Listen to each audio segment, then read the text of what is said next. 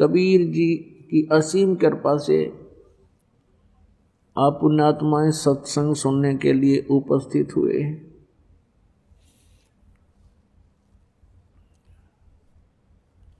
जन्म जन्मांतर के पुण्य और सत साधनाओं का जब संग्रह हो जाता है तब परमात्मा मनुष्य जीवन देता है। और भी अत्यधिक जो पुण्यकर्मी प्राणी होते हैं मनुष्य जीवन प्राप्त करके वे सतगुरु शरण ग्रहण कर पाते हैं। वो अत्यंत पुण्यकर्मी होते हैं। उनमें से आप जी हो। कोई भी कारण आपके लिए बना, आप परमात्मा के चरणों तक पहुंच गए हो।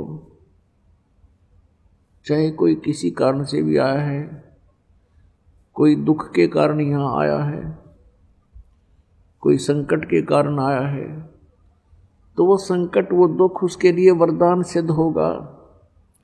यदि वो आपत्ति उस पे नहीं आती तो वो प्राणी यहाँ नहीं आता।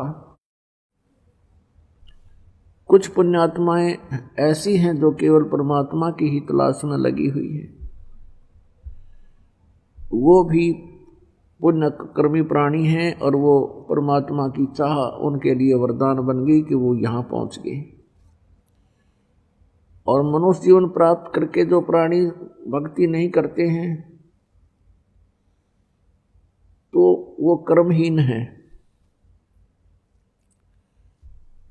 और जो भक्ति कर भी रहे हैं और शास्त्र विधि त्याग के मनमाना आचरण करने वाले संतों के पास चले गए हैं, जो शास्त्र विधि रहित साधना करवा रहे हैं, तो उनका जीवन भी व्यर्थ है, वो भी कर्महीन है।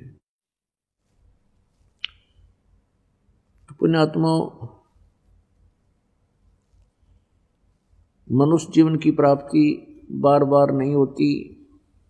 परमेश्वर कबीर देव जी स्वयं आकर के इस तत्व ज्ञान को बताते हैं और समझाते हैं कि मानुष जन्म दुर्लभ है, मिले न बारंबार। जैसे तरवर से पत्ता टूट गिरे वो बोर न लगता डार। दुख में सुमरण सब करे, सुख में करे ना कोई। जय सुख में सुमरण करे तो दुख कहे को होए। सुख में सुमरण किया नहीं, दुख में करते याद। कहे कबीरता दास की, फिर कौन सुने फरियाद। राम नाम रटते रहो जब तक घट में प्राण। कबहू तो दीन दयाल के बनक पड़ेगी कान। मानुष जन्म पाए के जो नहीं रटे हरि नाम। जैसे कुआ जल बिना बनवाया क्या काम। राम रटत कन्या भली, साकेट भलो न पूत। छेरी के गल में गलथना, जिसमें दूध ना मूत। राम रटत कोड़ी भलो, चू चू पड़े जो चाम। वो सुंदर शरीर किस काम का, जा मुख नाही नाम। राम रटत दारिद्र भलो, टूटी घर की छान। वो सुंदर महल किस काम के, जहाँ भक्ति नहीं भगवान। जिव्या तो वाए भली, जो रटे हरि नाम। नहीं तो काट फेंक दियो, ये मुख में भलो ना चाम। पुण्यात्माओं, परमात्मा परमेश्वर स्वयं आकर के हमें चेताते हैं, ये समझाने की चेष्टा करते हैं कि प्रथम तो ये मनुष्य जीवन बहुत ही दुर्लभ है, बहुत कठिनता से प्राप्त होता है, और मनुष्य जीवन पाकर के जो परमात्मा की भक्ति नहीं करते हो तो फिर आपका मनुष्य जीवन व्यर्थ है। जैसे कुआं जल बिना फिर बनवाया क्या काम।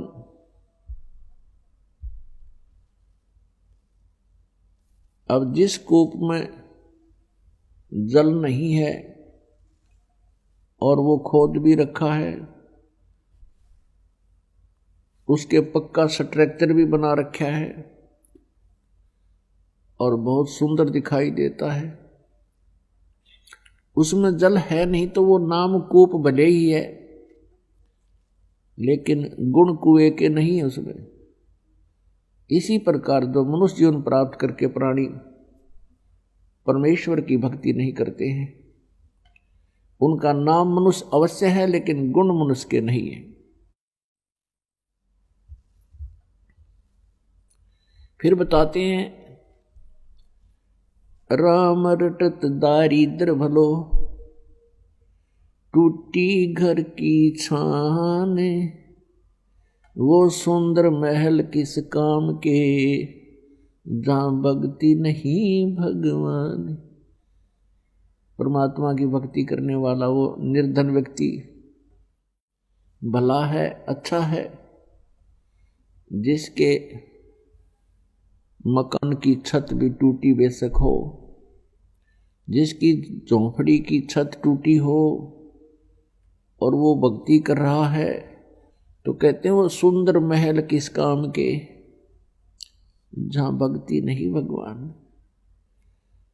अच्छे महल हैं, खूब बढ़िया कोठी बना रखी है, परमात्मा की भक्ति नहीं करते हैं, उनसे तो वो गरीब व्यक्ति, निर्धन व्यक्ति, जिसकी छान बनी है, झोंपड़ी है, हट है और उसकी भी छान टूटी हो, छत टूटी हो, यानी इतना निर्धन हो तो भी वो उस मायाधारी पैसे वाले से अच्छा है, भगवान को वही पसंद है। क्या बताते हैं, कबीर सब जग निर्धना, धनवंता ना कोय, धनवंता सो जानियो,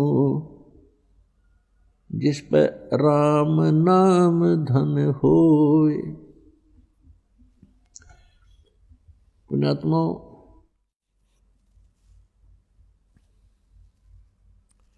परमेश्वर खुद सारी सृष्टि के रचनहार हैं, सबके पालनहार हैं कबीर साहिब जी, परमेश्वर परम पूज्य कबीर साहिब जी। और वो काशी में, बनारस में आए, एक जुलाहे के यहाँ रहने लगे। परवरिश की लीला जुलाहे के घर पर हुई और ऐसे निर्धन के अपना कपड़े की बुनाई करते, मेहनत मजदूरी करते थे और उस कपड़े के बुनने से जो मेहनताना मिलता था उसी से अपना गुजारा करते थे। एक झोंपड़ी में रहते थे, कुटिया में, और अपना भक्ति भी करते थे, प्रचार भी करते थे, उसी में से दान भी, धर्म भंडारे भी करते थे। वो क्यों ऐसा करते थे, वो हमें ये उदाहरण देने के लिए लीला करते हैं प्रत्येक युग में कि परमात्मा की भक्ति के लिए ना तो कोई जाति या मजहब बाधक नहीं है, परमात्मा की भक्ति में सेठ होना आवश्यक नहीं है, भक्ति के लिए एक मनुष्य जीवन होना पर्याप्त है। मनुष्य जीवन के बाद फिर परम संत मिलना अनिवार्य है, अति आवश्यक है। परम संत मिलने के बाद फिर भक्ति आप किसी तरह भी, चाहे आपके पास पैसा है, सेठ है, कोई राजा है, अच्छी बात है, वो भक्ति करता तो बहुत ही अच्छा, वो भी अच्छा है। और ऐसा निर्धन भी भगवान की भक्ति करता है तो वो भी भगवान को उतना ही प्रिय है। अब कहने का भाव यह है कि सभी सेठ नहीं हो सकते, सभी धनी नहीं हो सकते, और जैसे कि हम भक्ति के बिगड़े हुए प्रारूप को ज़्यादा देखते हैं, जैसे हम देखते हैं उस सेठ ने वहाँ 11,000 रुपये दे दिए, ऐसे देखते थे, उसका नाम लिखा गया उस आश्रम पे, तो आम व्यक्ति यूँ सोचा करता भाई यूँ ये पार होंगे जो इतना दान करते हैं। किसी ने धर्मशाला बनवा दी, उसका नाम लिखा हुआ है, किसी ने कितना कुछ दान कर दिया, किसी ने कुछ कर दिया। तो हम ये सोचा करते थे इन्हीं का नंबर है, ये पार होंगे।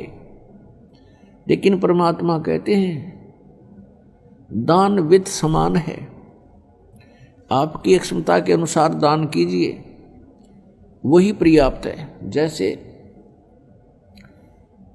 एक व्यक्ति के पास जो है अरबों की संपत्ति है और उसने 2 लाख रुपये दान कर दिए, बहुत अच्छी बात है। और एक व्यक्ति के पास 2,000 रुपये की इनकम है और उसने जो है उसमें से 1,000 दान कर दिया, तो वो उससे अत्यधिक है जिसने 2 लाख दान किए। इन दोनों के अंदर फिर भावना देखी जाती है, यदि भाव सही है, सच्चा भाव है, तो फिर परमात्मा को स्वीकार्य होता है। कहने का भाव ये है कि परमात्मा में आस्था, श्रद्धा, एक लगन विशेष हो तो दोनों ही भक्त परमात्मा प्राप्ति कर सकते हैं। लेकिन सभी सेठ नहीं हो सकते, सभी के पास ये व्यवस्था नहीं हो सकती, क्योंकि पूर्व जन्मों के हम पुण्यों को स्वर्ग में बर्बाद कर चुके हैं। अब फिर नए सिरे से हमारा जैसा प्रारब्ध बना है बचे खुचे कर्मों का, उसी को हम भोग रहे होते हैं। परमात्मा आते हैं, सत भक्ति करवाते हैं, हमें फिर से धनी बनाते हैं भक्ति का, तो फिर हम परमात्मा पाने वाली लाइन में लग जाते हैं। अब जैसे दूसरा प्रारूप बिगाड़ रखा भक्ति का, कि जैसे कि परमात्मा वही प्राप्त कर सकते हैं जिन्होंने सब त्याग दिया, घर छोड़ गए, जंगल में रहने लगे, घास फूस फल आहार करके अपना जीवन व्यतीत करते हैं। और कोई तप करता है खड़ा हो करके, कोई धुने लगा करके चारों ओर अग्नि जला करके बीच में बैठा रहता गर्मियों में, सर्दियों में ऊपर से जलधारा करता है। परमात्मा कहते ये कोरे पाखंड हैं, ढोंग हैं, ये आडंबरी व्यक्ति हैं, इनसे कोई लाभ नहीं, ना ये शास्त्र अनुकूल साधना है। और शास्त्र विधि को त्याग कर मनमाना आचरण जो करते हैं वो अपना जीवन नाश कर रहे हैं। गीता जी अध्याय नंबर 16 के श्लोक नंबर 23 में कहा कि शास्त्र विधि को त्याग कर जो मनमाना आचरण करते हैं, मनमानी पूजाएं साधनाएं करते हैं, उनको न तो कोई सुख होता है, न उनकी कोई सिद्धि होती है, और न ही उनकी गति होती है, यानी यूजलेस। इससे तेरे लिए अर्जुन, गीता जी अध्याय नंबर 16 के श्लोक नंबर 24 में तुरंत कहा है, इससे तेरे लिए कर्तव्य और अकर्तव्य की व्यवस्था में सदग्रंथ ही प्रमाण है। अर्थात जो शास्त्रों में लिखा है उसी अनुसार आप जिन्हें करना चाहिए। शास्त्र विधि त्याग कोई भी साधना पूजा मंत्र जाप आप करते हो वो यूजलेस है। अब गीता जी में पुण्यात्माओं केवल ब्रह्म साधना का तो ओम नाम बता रखा है, यही वेदों में बताया है। वेद ज्ञान दाता भी वही है, गीता ज्ञान दाता भी ब्रह्म है। और उसमें वो साथ में संकेत करता है कि वास्तव में पूज्य तो कोई और परमात्मा है जो गीता ज्ञान दाता से अन्य है। उसकी भक्ति करने से जीव को मोक्ष प्राप्त होगा, यहाँ संसारिक सुख भी उसी से प्राप्त होंगे, क्योंकि वो परमात्मा हमारे प्रारब्ध के कर्मों को नष्ट कर देता है जो पाप कर्म है, और पुण्य कर्म फलते रहते हैं। जैसे पहले समय में ये फसल बीजा करते थे तो उसमें घास भी साथ पलता था और फसल आधी मिलती थी। अब एक ऐसी औषधि की खोज हो गई है कि फसल बीज रखी है और उसमें खरपतवार पैदा हो गया है, अड़ंगा, तो उसमें एक सिंचाई के समय औषधि छिड़क दी जाती है वो घास का नाश कर देती है, खरपतवार को खत्म कर देती है और फसल को हानि नहीं करती। ठीक इसी प्रकार अब उस मंत्र की खोज होगी है, उसकी अन्वेषण होगी है, जो हमारे पापों को नाश कर देता है, पुण्य ज्यों के तो बने रहते हैं। वो मंत्र इस दास के अतिरिक्त इस वर्ल्ड में किसी के पास नहीं, 21 ब्रह्मांड में नहीं है वो मंत्र। तो वो मंत्र आपको दिया जाएगा जिससे आपके पापों का नाश हो जाएगा, और वो केवल कबीर परमेश्वर की रजा से, उसी की कृपा से ही होगा, क्योंकि वो मेन पावर हमारी जो थर्मल प्लांट है, हमारा जो मेन पावर हाउस है वो कबीर जी है, और पावर हाउस से लाइट आती है। और संत समझो वो छोटे सतर के पावर हाउस होते हैं, कोई 33 kV का, कोई 66 kV का। तो उन संतों से जो उस मेन पावर से कनेक्टेड जो संत है, वो भी एक समझो पावर हाउस है, और उस पावर हाउस से फिर आपको कनेक्शन है तो आपके काम बनेंगे, सही सारे काम होंगे। तो जो भी ये मंत्र आपको दिया जाता है, ये कबीर परमेश्वर वाली पावर से ही काम करता है, वैसे नहीं करता ये काम।